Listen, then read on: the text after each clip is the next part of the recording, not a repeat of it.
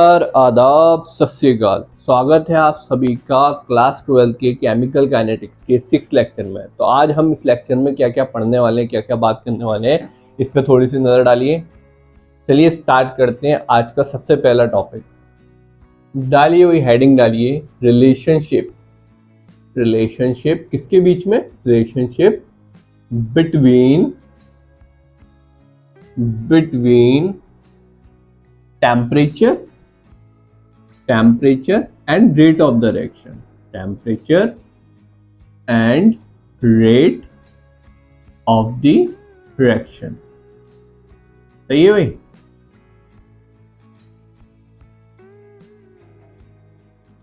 Temperature और rate of the reaction का relationship क्या होता है, उससे समझने से पहले एक छोटा सा एग्जांपल देखिए, फिर हम समझाते हैं कि क्या रिलेशन है। देखिए, कंसीडर करिए कोई रिएक्शन है, जैसे consider the decomposition of N2O5। तो N2O5 का डिकम्पोजिशन कैसे होता है, हमने अभी प्रीवियस भी देखा था जब हम क्या पढ़ रहे थे, मॉलिक्यूलरिटी पढ़ रहे थे, उसमें हमने N2O5 का डिकम्पोजिशन देखा था। तो किस तरीके से होता है कि NO2 प्लस O2 बैलेंस करेंगे तो 2 इधर कर दिए, 4 नाइट्रोजन बैलेंस हो गया, 4 2 जा 8 ऑक्सीजन प्लस 2 10 ऑक्सीजन, तो यहाँ 10 ये बैलेंस्ड हो गया। ठीक है, इस तरीके से ये क्या है, डिकम्पोजिशन है। अगर मैं साइंटिफिक डाटा की बात करूं तो क्या होता है, एक डाटा हमने देखा जिसके हिसाब से एट 50 डिग्री सेल्सियस पे क्या होता है कि ये 12 मिनट में ये जो N2O5 का डिकम्पोजिशन है वो 100% हो जाता है, 100% डिकम्पोज हो जाता है। जबकि अगर मैं टेम्परेचर थोड़ा कम कर दूं, जैसे 25 डिग्री सेल्सियस कर देता हूं, तो अब ये 12 मिनट की जगह 5 घंटे लेती है इसी रिएक्शन को कंप्लीट होने में। यानी कि 100% जो रिएक्शन 50 डिग्री सेल्सियस पे 12 मिनट में कंप्लीट हो जाती थी, कंप्लीट डिकम्पोजिशन हो जाता था, उसी रिएक्शन को 5 घंटे लगते हैं 25 डिग्री सेल्सियस पे। या फिर अगर मैं इसी को 0 डिग्री सेल्सियस, मतलब कि क्या कर रहा हूं मैं, ये लैबोरेटरी में मैं एक्सपेरिमेंट कर देख रहा हूं, तो 0 डिग्री सेल्सियस पे क्या होता है, 24 आवर, यानी कि एक पूरा दिन लग जाता है इस रिएक्शन को डिकम्पोज होने में, 100% डिकम्पोज होने में। तो क्या है, यहाँ पर हमें एक मोटी चीज क्या दिख रही है कि हम चेंज क्या कर रहे हैं कि टेम्परेचर। तो टेम्परेचर को कम करने से रिएक्शन में कितना, रेट ऑफ द रिएक्शन में कितना बड़ा अंतर आ रहा है, कहाँ 12 मिनट में कंप्लीट हो रही है, कहाँ 24 घंटे में कंप्लीट हो पा रही है रिएक्शन। तो इतना बड़ा चेंज है। ठीक है, अगर साइंटिस्ट के हिसाब से माने, अगर केमिस्ट के हिसाब से माने, तो उनका ये कहना है कि for every 10 degree Celsius rise in temperature, her 10 degree Celsius पे जो रेट ऑफ द रिएक्शन होती है वो क्या होती है, अप्रोक्सीमेटली डबल हो जाती है। ऐसा क्या करते हैं केमिस्ट मानते हैं। क्या होता है, for every 10 degree Celsius rise in temperature, the rate of the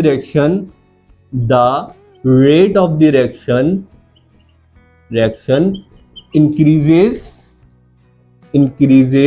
कितनी, increases by approximately 2 times, यानी कि लगभग दुगनी हो जाती है हर 10 डिग्री सेल्सियस से अगर हम टेम्परेचर बढ़ाते हैं तो देखिए भाई, हम लोग क्या कर रहे हैं कि यहाँ पर हिल तमाशा तुक्का लगाने के लिए तो बैठे नहीं हैं कि लगभग में बातें तो चलेंगी नहीं। हमें एक एक्यूरेट फॉर्मूला चाहिए कि कितना टेम्परेचर बढ़ाने पर कितना अपना रेट ऑफ द रिएक्शन बढ़ जाता है। इस तरीके से काम नहीं चलता है। तो हम एक प्रॉपर फॉर्मूले के साथ आएंगे, और वो प्रॉपर फॉर्मूला कौन लेकर आएगा, हमारे सबसे बेहतरीन केमिस्ट में से one of the best chemist कौन है, अरहेनियस। अरहेनियस ने एक इक्वेशन बताई जिसे हम अरहेनियस इक्वेशन के नाम से जानते हैं। अरहेनियस इक्वेशन, अरहेनियस की इक्वेशन क्या थी, अरहेनियस ने इक्वेशन क्या दी, टेम्परेचर किसके बीच में, टेम्परेचर और रेट ऑफ द रिएक्शन के बीच में उन्होंने एक इक्वेशन बनाई। रेट ऑफ द रिएक्शन या रेट कांस्टेंट एक ही बात है, ठीक है। अगर रेट कांस्टेंट चेंज हो रहा है तो रेट ऑफ द रिएक्शन भी वैसे ही चेंज होगा, अगर रेट कांस्टेंट डबल हो रहा है तो रेट ऑफ द रिएक्शन भी डबल हो जाएगी। तो यहां पर देखिएगा अरेनियस इक्वेशन का क्या है, equation k is equal to a e की power minus EA by RT। हर एक चीज जो भी यहां पर वेरिएबल लिखा है k a e a RT सबका एक एक का मतलब अभी मैं बताता हूं क्या होता है, ठीक है। पहले आप इतना नोट करिए। देखिए भाई सबसे पहले बात करें अगर k की, तो k हम लोग पढ़ते आ रहे हैं बहुत पहले से, क्या होता है, रेट कांस्टेंट होता है, ठीक है, इसमें कोई समस्या नहीं होगी। a नया टर्म है, इसको बोलते हैं क्या चीज, अर्हेनियस कांस्टेंट, अर्हेनियस कांस्टेंट, कांस्टेंट, या इसे और क्या बोलते हैं, फ्रीक्वेंसी फैक्टर, फ्रीक्वेंसी फैक्टर, या कभी कभी इसको प्री एक्सपोनेंशियल फैक्टर भी बोल दिया जाता है, प्री एक्सपोनेंशियल फैक्टर। तीनों ही नाम किसके हैं, ए के ही हैं, ठीक है। अब आगे देखते हैं, ए का मतलब सबसे लास्ट में समझेंगे, आर का मतलब यूजुअल जो गैस कांस्टेंट होता है वही है, कुछ नई बात नहीं है आर में, ठीक है।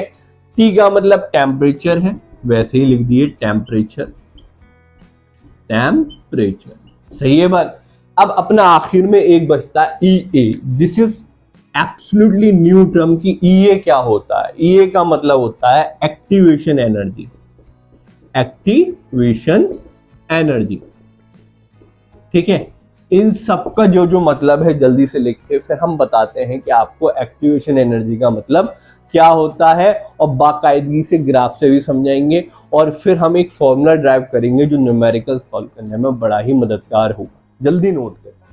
चलिए बच्चा लोग, अगर वो लिख लिया हो तो इधर देखिए, एक्टिवेशन एनर्जी का मतलब क्या होता है, एक्टिवेशन एनर्जी देखिए हुए क्या मतलब है कि एक्टिवेशन एनर्जी होती है कि मिनिमम अमाउंट ऑफ एनर्जी जो किसी भी रिएक्टेंट को प्रोडक्ट में कन्वर्ट कर दे, उसको क्या बोलते हैं, एक्टिवेशन एनर्जी। कम से कम एनर्जी जो रिएक्टेंट को प्रोडक्ट में कन्वर्ट कर दे, that is what we called activation energy. जो चीज बोली है एज इट आप लिख लीजिए, लिखिए भाई, the minimum amount of energy, the minimum amount of energy required किसके द्वारा, required by reactant to convert into product, क्या कहलाती है, इज नोन एज क्या चीज, एक्टिवेशन एनर्जी, एक्टिवेशन एनर्जी, सही है भाई। अभी पूरा डिटेल में समझा दे रहे हैं, किससे डिनोट होता है वो देख लीजिए, it is denoted by EA। Activation energy का जो यूनिट होता है वही एक्टिवेशन एनर्जी का भी यूनिट होगा, मतलब कि जूल, किलो जूल, कैलोरी, वही सब यूनिट इसमें भी चलने वाले हैं, ठीक है।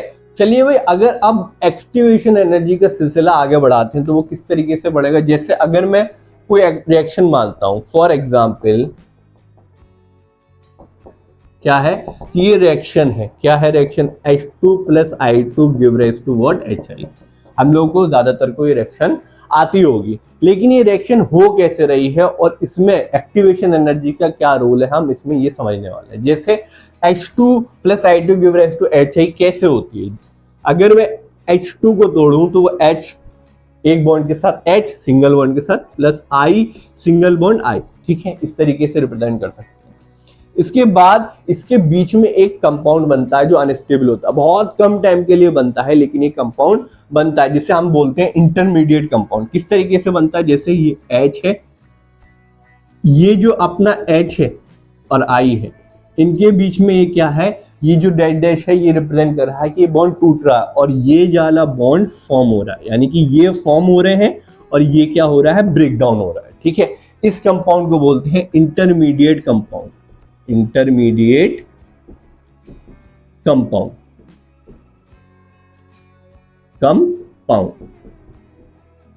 ठीक है।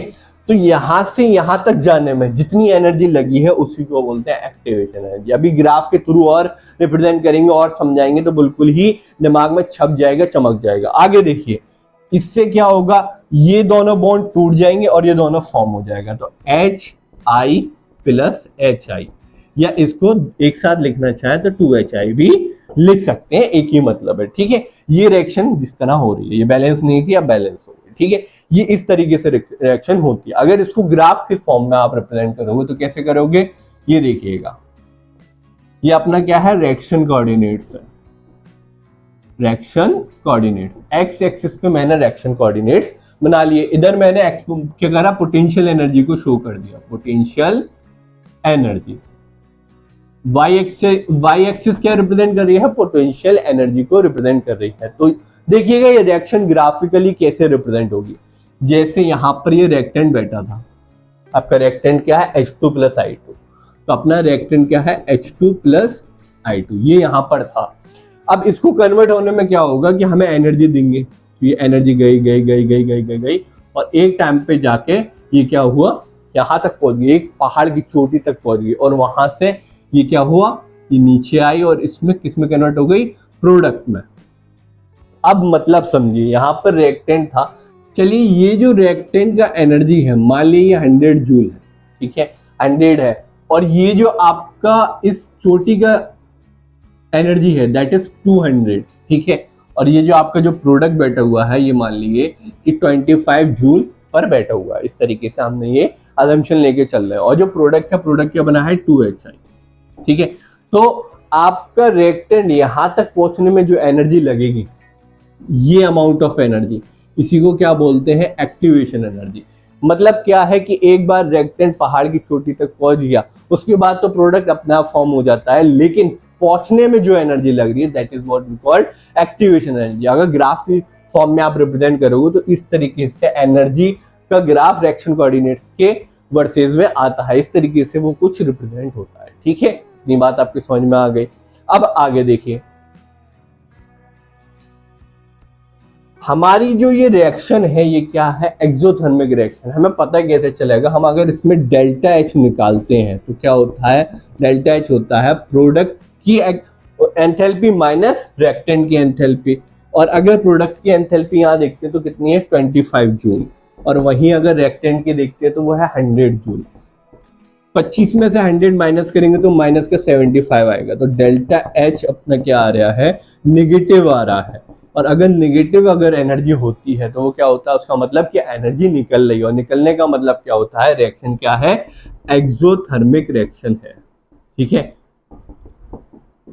और इसी तरीके से अगर कोई एंडोथर्मिक रिएक्शन होगी तो उसमें क्या होगा, ग्राफ किस तरीके से रिप्रेजेंट होगा, जैसे अभी तो क्या था, ये पोटेंशियल एनर्जी है, ये आपके रिएक्शन कोऑर्डिनेट्स हैं, सही है भाई। तो अभी तक क्या था कि प्रोडक्ट जो था रिएक्टेंट से नीचे आ रहा था, यानी कि उसकी जो एनर्जी थी वो कम थी। अगर ज्यादा हो तो किस तरीके से रिप्रेजेंट होगा, इस तरीके से। अपना रिएक्टेंट को मैं 100 पे ही मानता हूं, 100, जो पहाड़ की चोटी है वो 200 ही है, यानी कि एक्टिवेशन एनर्जी 200 पर ही बैठा हुआ है, और जो अपना प्रोडक्ट बन रहा है वो बन जा रहा है, लेट्स से कितने पे मान लेते हैं, 150 मान लेते हैं, ये कितना है, 150।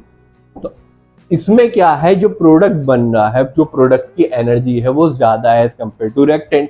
अगर इसमें हम एंथैल्पी निकालेंगे डेल्टा एच तो क्या होगा, HP माइनस HR, और HP की वैल्यू कितनी है, 150, तो 150 माइनस किसकी, रिएक्टेंट की एंथैल्पी जो कि 100 के बराबर है, 100 में 150 में से 100 जाएगा तो कितना बचेगा, 50 जूल। ठीक है, तो डेल्टा एच अपना क्या आ गया, पॉजिटिव आ गया, और पॉजिटिव का मतलब क्या होता है, रिएक्शन क्या है, एंडोथर्मिक है, यानी कि रिएक्शन में हीट एब्जॉर्ब होगी ना कि निकलेगी। इसमें क्या होगा, हीट निकलेगी, इसमें क्या होगा, हीट एब्जॉर्ब होगी। ये छोटी सी चीजें क्या है, कभी कभी आपके मल्टीपल चॉइस क्वेश्चन में ऐसी चीजें पूछ ली जाती हैं कि कौन सी रिएक्शन एंडोथर्मिक होगी, कौन सी एक्सोथर्मिक होगी, तो मैंने यही बता दी। और मेन चीज क्या थी, एक्टिवेशन एनर्जी मुझे समझानी थी। तो एक्टिवेशन एनर्जी होती है कि रिएक्टेंट से इस अमाउंट तक, यानी कि इस चोटी तक पहुंचने में जितना एनर्जी लग रहा है, इस बैरियर तक पहुंचने में जितना एनर्जी लग रहा है that is what we call activation energy. यहां तक एनर्जी जो लग गया उसके बाद हमें कोई एनर्जी देने की जरूरत नहीं है, अपने आप ही ऑटोमेटिकली प्रोडक्ट फॉर्म हो जाता है। इतना आप नोट करिए। इसके बाद हम क्या करते हैं, एक फॉर्मूला ड्राइव करेंगे जिसकी मदद से हम सारे क्वेश्चन सॉल्व कर सकते हैं। जल्दी से नोट करिए। चलिए भाई बच्चा लोग वहीं पर वापस आ जाते हैं जहां से कहानी शुरू हुई थी। क्या थी? Arrhenius equation. Swedish chemist Arrhenius ने क्या इक्वेशन दी थी? केमिस्ट अरहेनियस के इक्वेशन क्या था भाई? रिकॉल करिए, अभी मैंने बताया था क्या था, k is equal to A e की power minus E A by R T. हर एक टर्म को मैंने एक्सप्लेन कर दिया था। अगर इसको अब हम ब्रेक डाउन करें, सिंप्लीफाई करें, तो कैसे करेंगे? दोनों तरफ क्या करिए, आप ln ले लिए, मतलब कि log e ले लिए। तो log का प्रॉपर्टीज मैं पहले ही बता चुका हूं, सब चीज मैं आपको एक्सप्लेन कर चुका हूं। log एंटी लॉग कैसे निकालते हैं, log का प्रॉपर्टीज क्या होता है, मेरे ही चैनल पे आपको सब कुछ मिल जाएगा, ठीक है। तो बार बार एक चीज को मैं नहीं बताने वाला। तो log का प्रॉपर्टीज मैं क्या कर रहा हूँ, ln k is equal to ln a e की power minus E A by R T, ठीक है। ये मैंने क्या करा, दोनों तरफ मैंने क्या करा, ln ले लिया, log e ले लिया, ठीक है। अब इससे क्या होगा, ln k log a into b किसकी इक्वल होता है, log a प्लस बी के। तो ln a plus ln e की power minus E A by R T. सही है बात, इतना सॉल्व हो गया। ये क्या है, log का प्रॉपर्टीज है। log का 3 प्रॉपर्टीज होता है, ज्यादा नहीं होता है। log a into b equal होता है log a plus log b के। दोबारा से बता रहा हूं, फिर नहीं बताऊंगा आज के बाद। log a by b, a by b यानी कि log a अपॉन b किसके इक्वल होता है, log a minus log b के। और एक लास्ट प्रॉपर्टी जो हमें जरूरत पड़ने वाली है, log a की पावर b बराबर होता है log b log a, ठीक है। अब ये चाहे log लिख लो चाहे ln लिख लो, मतलब एक ही है, प्रॉपर्टीज एज इट सेम रहती है, ठीक है। तो ln का मतलब मैंने बताया था, ln का मतलब क्या होता है, जैसे ln लिखा हुआ है ln e, तो ये किसके बराबर होगा, 2.303 log 10 के। मतलब कि अगर आप बेस 10 में, ये क्या है, ln e का मतलब होता है log बेस जो होगा वो e होगा। बेस क्या है, e है। अगर हमें बेस 10 में कन्वर्जन करना है तो 2.303 का मल्टीप्लाई करना पड़ता है। अब वापस अपने इक्वेशन पे आ जाइए, ठीक है। तो ये जो पहली प्रॉपर्टी थी ln a इंटू ई की power minus E A by R T, इस तरीके से मैंने तोड़ दी। कौन सी प्रॉपर्टी की मदद से, पहली वाली प्रॉपर्टी की मदद से, ठीक है। आगे अब और देखिए, ln k इक्वल आ जाएगा ln a माइनस का E A by R T ln e। ये भाई कैसे कर दिया, ये किस तरीके से कर दिया, देखिए ये वाली प्रॉपर्टी है, log a की पावर b या ln a की पावर b होती है, तो क्या करते हैं, b log a लिख देते हैं। यहां पर क्या था, e की power minus E A by R T था, तो मैंने क्या करा, जो पावर थी उसको आगे लिख दिया, बाद में ln e लिख दिया, ठीक है। अब ln e क्या होता है, log e बाई e। जिसने मेरा प्रीवियस log और एंटी लॉग जिसने देखा है लेक्चर, उसको पता होगा log e बाई e हो, log e बेस e की वैल्यू e हो तो भी 1 होती है, log बेस 10 हो तब भी पावर 1 होती है, या log बेस x हो तब भी वैल्यू उसकी 1 होती है। सीधे से कहने का मतलब ये है, जो बेस है वही वैल्यू यहाँ लिखी है, तो उसका सीधा सीधा जो आंसर निकलता है वो 1 के इक्वल निकलता है। यहाँ पर ln e लिखा है, ln e किसके बराबर होगा, 1 के बराबर। तो ln k कितना हो जाएगा, ln a minus E A by R T into 1। क्यों, क्योंकि ln e किसके बराबर है, 1 के। यहाँ तक कोई भी समस्या नहीं होना चाहिए, बहुत डिटेल में मैं एक एक चीज बता रहा हूँ, कंफ्यूजन मगअप नहीं होना चाहिए। अब आगे देखिए भाई, इसको क्या करिए आप, लॉग में कन्वर्ट कर दिए। तो लॉग में कन्वर्ट करते हैं तो क्या होता है, 2.303 लॉग के। जो लॉग कन्वर्ट करा है मैंने बेस 10 मान के करा है, तो मैं बार बार लिखने वाला नहीं हूं, ये अजम्पशन लेके चलना है कि जब भी कन्वर्जन इस तरीके से हो रहा है तो वो बेस 10 ही होगा। यहाँ पर क्या हो जाएगा, 2.303 लॉग ए माइनस का E A by R T. सही है, यहाँ तक कोई समस्या नहीं होनी चाहिए। आगे और सिंप्लीफाई कर दिए, क्या करिए, क्या करिए, बोथ इक्वेशन को डिवाइड कर दिए, किससे, डिवाइड द होल इक्वेशन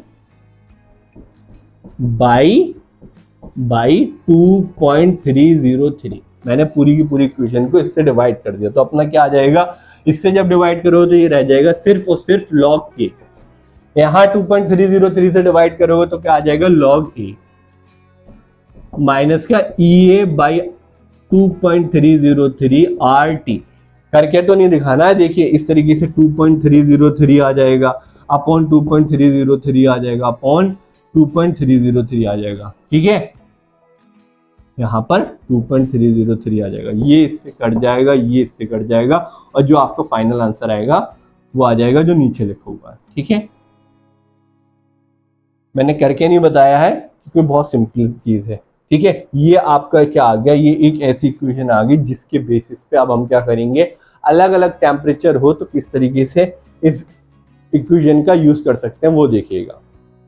चलिए भाई अब एट टेम्परेचर T1 पे देखते हैं, एट टेम्परेचर T1। तो T1 पे जो अपना इक्वेशन है वो क्या होगा, चेंज होगा, T की जगह T1 आ जाएगा, और हर एक टेम्परेचर के लिए एक अलग कांस्टेंट होता है।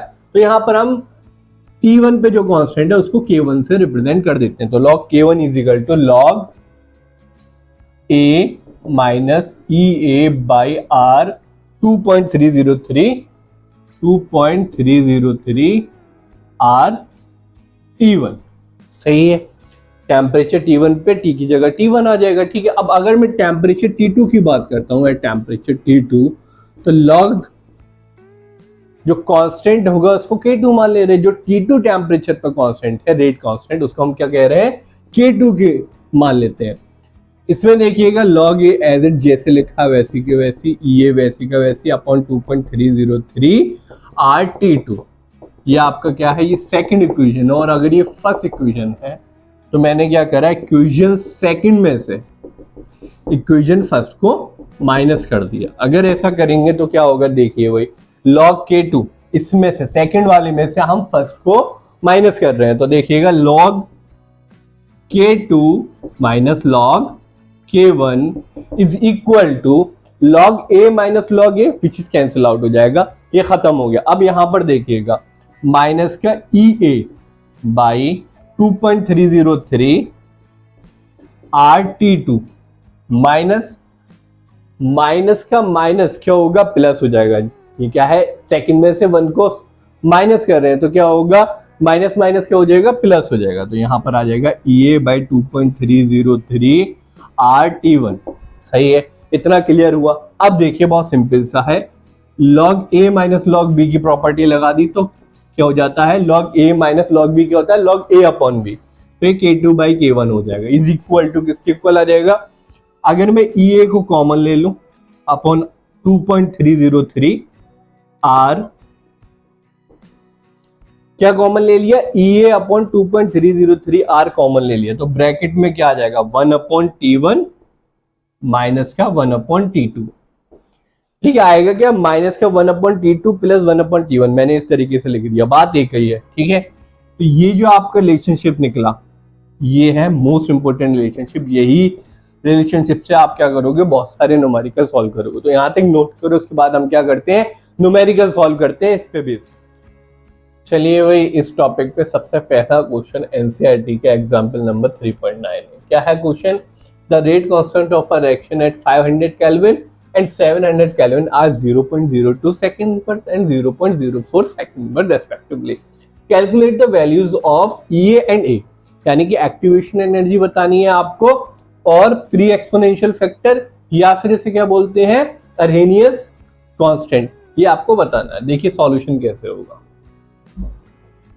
सबसे पहले फॉर्मूला जो अभी मैंने बताया था क्या था, log K2 by K1 is equal to EA by 2.303 R 1 by T1 minus 1 by T2, यही था फॉर्मूला। अब फॉर्मूला ये है, इसमें से बस वैल्यूज निकालिए। K1 क्या है, K1 कितना है 0.02, टेम्परेचर कितना है 500 केल्विन, K2 कितना है 0.04, टेम्परेचर कितना है 700 केल्विन। है। सबसे पहले हमें क्या बताना है, ये बताना है। देखिएगा log K2 की value 0.04 upon 0.02 is equal to EA निकालना है 2.303, R की वैल्यू कितनी होती है 8.31 इंटू 8.31। अब टेम्परेचर T1 T2 कितना है 500 और 700। सही है बात, जल्दी से सॉल्व करिए, पॉइंट से पॉइंट कैंसिल आउट, 2 से 2 टाइम्स log 2। जिन्होंने मेरा लॉग और एंटी लॉग का जो वीडियो है वो देखा होगा तो उन्हें पता होगा वैल्यूज कैसे निकालते हैं लॉग और एंटी लॉग की, ठीक है। EA अपॉन 2.303 इंटू 8.31 अपॉन में एलसीएम लोगों को कितना आएगा 3500। 500 से कितनी बार 7 बार और 700 से 5 बार। सही है। अब देखिए log 2 का वैल्यू होता है 0.30, EA का वैल्यू बताना है अपॉन 2.303 इंटू 8.31 इंटू 3500, ऊपर क्या आ जाएगा 2। सही है, 7 - 5 इज 2। अब देखिए EA किसके इक्वल आ जाएगा, EA आ जाएगा अपना 0.30 इंटू 2.303 इंटू 8.31 इंटू 3500 अपॉन में 2। तो ये सीधा सीधा मल्टीप्लाई करके 2 कर दिया, आपका EA का वैल्यू पता चल जाएगा, ठीक है। कितना आएगा 18219.3 जूल। ये आपका इसका मल्टीप्लिकेशन और डिवाइड करके ये आंसर आ जाएगा। जल्दी से ये देखिए, फिर देखते हैं कि A कैसे निकालते हैं, ठीक है। अब बच्चा लोग देखिए A कैसे निकालेंगे। A निकालने का तरीका एक ही है, K = E की पावर माइनस EA/RT, ठीक है। अब हमें EA भी पता है, R भी पता है, T भी पता है, K भी पता है। किसी एक भी K को आप पुट कर लीजिए। जैसे अगर मैं 500K वाला आपका कांस्टेंट रेट कांस्टेंट यूज करता हूं तो क्या होगा, K की जगह क्या लिख देंगे 0.02, A की जगह कुछ नहीं क्योंकि हमें पता ही नहीं है, माइनस EA कितना आया है 18219.3 में क्या कर रहा हूँ इग्नोर कर देता हूँ। R कितना है 8.31 और टेम्परेचर अपना कितना था 500 केल्विन पे, 0.02 रेट कांस्टेंट की वैल्यू थी, हमने 0.02 यूज करी है तो इसलिए टेम्परेचर कितना आएगा 500। सही है बात। आगे देखिए 0.02 = A, E की वैल्यू 18219 डिवाइडेड बाई 8.31 इंटू 500 कितनी आएगी, तो ये आपका आ जाएगा 4.38, ठीक है। सही है बात। अब A = क्या आ जाएगा 0.02 डिवाइडेड बाई E की वैल्यू माइनस का 4.38 इज इक्वल टू 0.02 अपॉन 0.012, ठीक है। इसकी E की पावर माइनस का 4.38 की वैल्यू कितनी आएगी 0.012। इसको अगर आप डिवाइड करो तो ये आएगा 1.66। That's your answer. A की वैल्यू इतनी आ गई। तो जल्दी से नोट करिए, फिर बात करते हैं सेकंड क्वेश्चन। जल्दी नोट करिए। चलिए भाई आ जाइए बच्चा लोग, इस टॉपिक का सेकंड क्वेश्चन देख लेते हैं। एग्जांपल नंबर 3.10 एनसीईआरटी का क्या है, the first order rate constant for the decomposition of ethyl iodide by the reaction. Ethyl iodide का क्या हो रहा है, डिकम्पोजिशन हो रहा है, दोनों ही गैसेस प्रोड्यूस हो रही हैं एट 600 केल्विन। 600 केल्विन पे ये डिकम्पोजिशन जो रिएक्शन आपको दिख रही है वो हो रही है, उसके लिए रेट कांस्टेंट कितना है 1.60 × 10⁻⁵ सेकंड इनवर्स।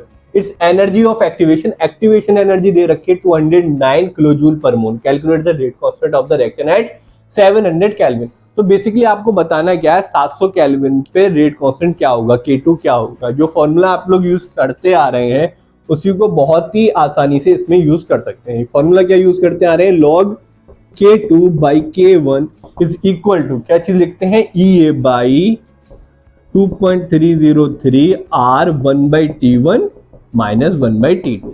ये अपना फॉर्मूला जो हमने ड्राइव करा था अभी प्रीवियस क्वेश्चन में भी यही यूज करा है। तो यहाँ पर EA की वैल्यू देखिएगा क्या है। सबसे पहले K1 देखिए, K1 अपने पास क्या कितना दे रखा है 1.60 इंटू 10⁻⁵ सेकंड इनवर्स। उसने बहुत सिंपली बोला है कि ये रेट कांस्टेंट है। एक्टिवेशन एनर्जी कितनी बोल रहा है वो, EA की वैल्यू कि 209 किलोजूल। तो जो किलो जूल में दे रखी है उसको जूल में कन्वर्ट कर दिए, तो 209 इंटू 1000 जूल। अब ये जूल पर मोल में हो गया तो ये कितना हो जाएगा 209,000 जूल पर मोल। सही है, और कुछ देने की जरूरत नहीं है। टेम्परेचर T1 T2 आपको पता है, T1 आपका है 600 केल्विन और T2 अपना है 700 केल्विन। ठीक है, सिंपल सी चीजें दे रखी है, जो कुछ दिया था कुछ तो मैंने सब गिवन में लिख दिया। ठीक है, अब आगे देखिए सॉल्यूशन कैसे होगा। सॉल्यूशन बहुत सिंपल है, put the value get the answer वाला क्वेश्चन है। अब देखिए वही वैल्यूज पुट करना स्टार्ट करते हैं। log K2 upon K1, K1 की वैल्यू कितनी है 1.60 इंटू 10⁻⁻⁵, ठीक है, इज इक्वल टू EA की वैल्यू कितनी है 209,000 अपॉन 2.303, R की वैल्यू 8.31 इंटू 1/T1 यानी कि 600 माइनस 1/T2 700। ठीक है, तो सीधे सीधे ये पुट करिए, अब आंसर निकाल दिए। आपको निकालना क्या, log K2 की value. log K2 by this को कैसे लिख सकते हैं, log K2 minus log 1.60 into 10⁻⁻⁵, क्योंकि log A अपॉन B को क्या लिख सकते हैं, log A minus log B। ठीक है, इसी तरीका हमने यूज कर लिया। आगे देखिए 209,000 अपॉन 2.303 इंटू 8.31, कितना ले लिया एलसीएम 4200। अगर ले लेंगे तो कितना हो जाएगा 600, 4200 टाइम्स 4200 600 से कितनी बार में जाता है 7 टाइम्स में, और 7 से 6 टाइम्स में। आगे देखिए log K2 minus log 1.60 into 10⁻⁻⁵, ये कितना हो जाएगा माइनस का 4.79। सही है, इसका वैल्यूज देखिए हमने लॉग और एंटी लॉग आपको बहुत ढंग से समझा दिया, तो उसी तरीके से ये माइनस का 4.79 निकल आएगा। आगे देखिए 209,000 डिवाइडेड बाई 2.303 इंटू 8.31 अपॉन 1/4200।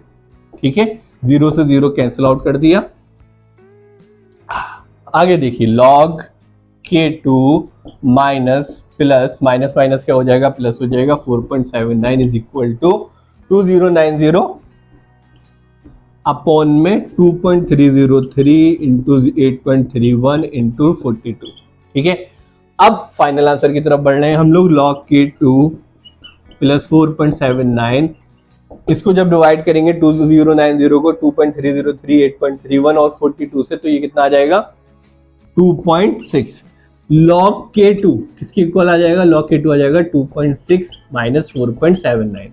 4.79 में से 2.6 को माइनस करिए, कितना आएगा भाई, log K2 is equal to 9, 7 में से 6 गया 1, 4 में से 2 गया 2, 2.19 माइनस का। ठीक है, क्योंकि माइनस का बड़ा है, तो K2 किसके इक्वल आ जाएगा, K2 आ जाएगा एंटी लॉग ऑफ 2.19 माइनस का। ठीक है, एंटी लॉग और एंड लॉग मैंने आपको वीडियो में बता रखा है कि किस तरीके से निकालते हैं। तो K2 कितना इक्वल हो जाएगा, K2 is equal to 6.36 into 10⁻⁻³ second inverse. ये आपका K2 की वैल्यू आ गई। जल्दी से नोट करिए, फिर एक लास्ट क्वेश्चन की और बात करेंगे, फिर ये लेक्चर खत्म हो जाएगा। अच्छा भाई बच्चा लोग, अब एक क्वेश्चन की बात कर लेते हैं। टेक्स्ट का 3.7 क्वेश्चन है एनसीईआरटी का। वो पूछ रहा है कि what will be the effect on rate constant if we increase the temperature of the reaction. अगर हम टेम्परेचर बढ़ाते तो रेट कांस्टेंट पे क्या फर्क पड़ेगा, ये क्वेश्चन है। तो मैंने पहले भी बताया था कि एक अजम्पशन क्या था कि हर एक 10 डिग्री सेल्सियस के बढ़ाने पर रेट कांस्टेंट या रेट ऑफ द रिएक्शन क्या होती है, ऑलमोस्ट डबल हो जाती है। ये क्या थी, ये एक वो था तुक्का लगाने वाला कॉन्सेप्ट था, लेकिन जो एक्यूरेट बिल्कुल एक्चुअल कॉन्सेप्ट जो दिया था वो किसने दिया था, अरेनियस साहब ने दिया था बाय हिज इक्वेशन। इक्वेशन क्या थी भाई, K is equal to A e की power minus A by RT। ये एक्चुअल रिलेशनशिप है टेम्परेचर और रेट कांस्टेंट का। ठीक है, तो उसका आंसर इस तरीके से आप लिख सकते हो। ठीक है, एक्चुअल एग्जैक्ट आंसर जिससे आएगा वो किससे आएगा, अरेनियस इक्वेशन से आएगा। ठीक है, तो आज का लेक्चर इतना ही रखते हैं, फिर मिलते हैं नेक्स्ट लेक्चर में। जय हिंद।